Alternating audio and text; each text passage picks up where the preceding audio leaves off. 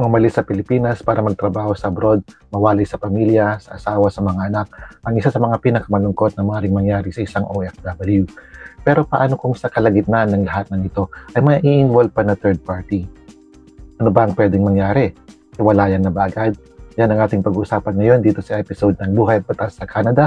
Ako ang inyong host, ang inyong kaibigan at kababayan. Ako po si Kuya Jason.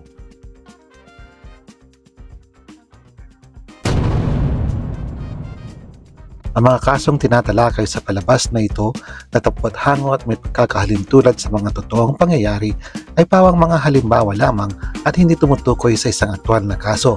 Ang mga talakayan dito ay magsisilbi lamang ng gabay at hindi dapat tratuhin na isang legally binding na payo.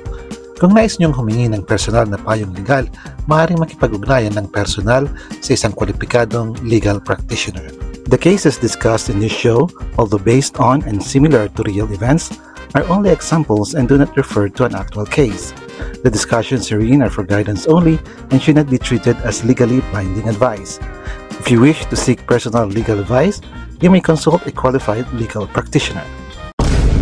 At yun, kasama na naman natin ulit sa episode na ito ng Buhay at Batas sa Canada, ang matinik na attorney, si Attorney George Carvida. Dahil isang matinik na topic ang pag-usapan natin ngayon.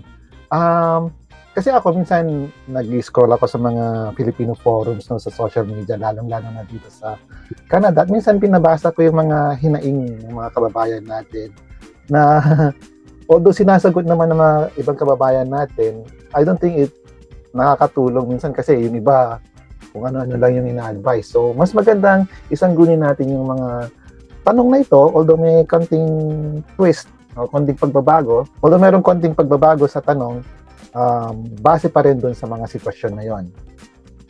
Isa sa mga tanong na curious din ako at ang tanong parang ganito, parang lang hindi exactly ganito. Kararating ko lang dito sa Canada at yung asawa kong naiwan sa Pilipinas ay nambabae agad.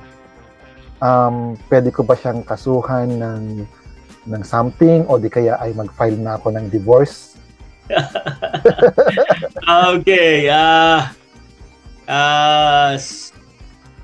Kung bakit naman ng babae lang, paano naman kung may yung isa sa spouse din ng lalaki? Oh, pwede naman. Pero yung kasi nabasa ko usually kasi ganun. Pero it can be either party naman, no? Alright. So, tapos dumating dito para magtrabaho o para maging... Para magtrabaho. Para magtrabaho. Now, sabihin na natin, dumating siya mga 3 to 6 months ago. Ganun. Okay. Tapos biglang ganun yung nangyari. Ngayon, nalaman niya ngayon, well, ang una kong sabihin muna is magkaaregluhan muna yung mag-asawa. No? Ba talaga? Ngayon, kung irreconcilable na, no? Pwedeng yung nandito sa Canada ngayon, pwede siyang maghintay ng 1 taon, tapos pwede siyang mag-file ng divorce. Kung maghihiwalay na sila. Kaya sabi ko nga, before, magiging komplikado yan pagka may anak na involved, may mga property involved. Hindi talaga divorce ang talagang kasagutan yan eh. Usually, areglo muna, magkaroon ng agreement. Diba? Para at least civil sila, hindi sila nag-aaway. Ngayon, kung from the Canadian point of view, walang cause of action yung nakipagkabit or nagkaroon ng relasyon na hindi niya asawa, technically ang tawag doon adultery, di ba? Pero again, adultery is only a ground for divorce dito sa Canada, but it is not a criminal charge.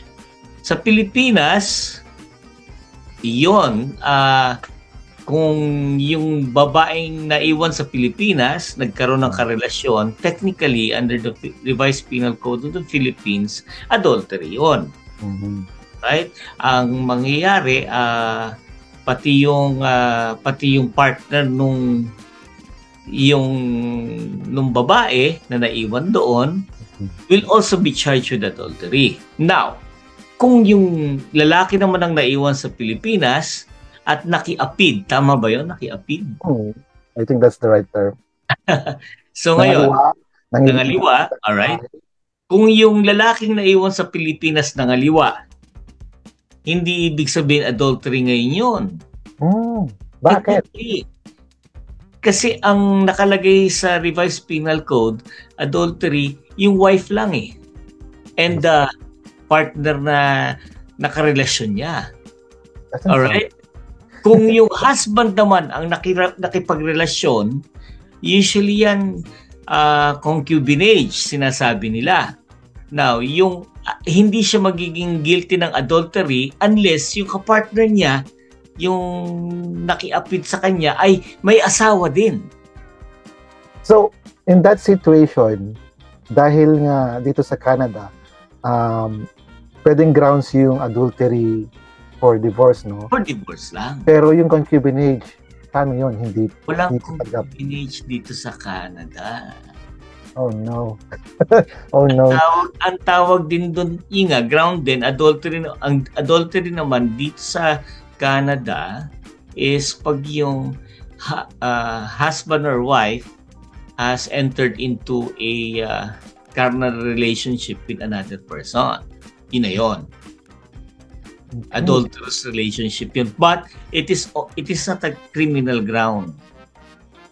Pero ang payo nyo nga, attorney, no, yung maghintay ng 1 taon dahil baka nga minsan high pa yung emotions natin pag recent pa yung pangyayari. Pero after 1 year, parang ayaw na talaga, wala nang pwede na. Yeah, pwede nang mag-file ng divorce dito lang sa Canada. Kasi dahil nga wala pong divorce sa Pilipinas. Now, yun nga lang, again, if kung makasecure siya ng divorce order dito lang siya pwedeng magpakasal sa iba. Pero again, magkakaroon ng conflict yan eh. Conflict of laws yan eh. Hindi mare-recognize yung divorce sa Philippines unless there's a recognition of foreign judgment na final sa Pilipinas din.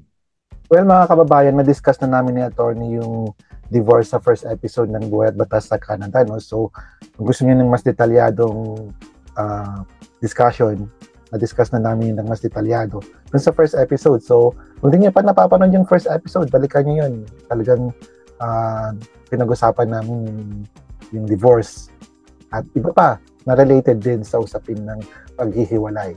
So yun, maraming salamat sa pagsagot sa tanong na yun, attorney, at sana po ay naliwanagan po kayo dun sa discussion namin ngayon ni Attorney Garvida, no? So maraming salamat, attorney, sa pagpapaunlak at may pag-uusapan pa tayo para sa susunod na episode. So, moving on. Ayun, so kung may katanungan pa kayo, pwede kayo mag-comment down below o di kaya ay pumunta sa aming Facebook page at i-message nyo kami doon at susubukan namin pag-usapan kung ano man yung mga concerns nyo sa Buhay at Batas sa Canada. At yun ang ating naging talakayan sa isa na namang usaping hiwalayan dito sa Buhay at Batas sa Canada.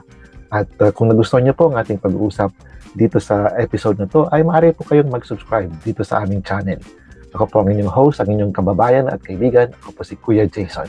At sa hamon ng buhay, laban lang. Ang mga kasong tinatalakay sa palabas na ito, natapwat hango at may pagkakahalintulad sa mga totoong pangyayari ay pawang mga halimbawa lamang at hindi tumutukoy sa isang aktwal na kaso.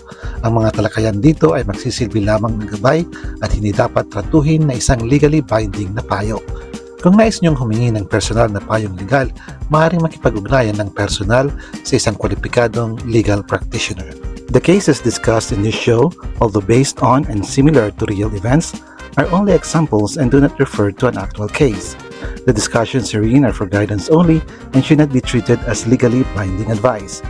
If you wish to seek personal legal advice, you may consult a qualified legal practitioner.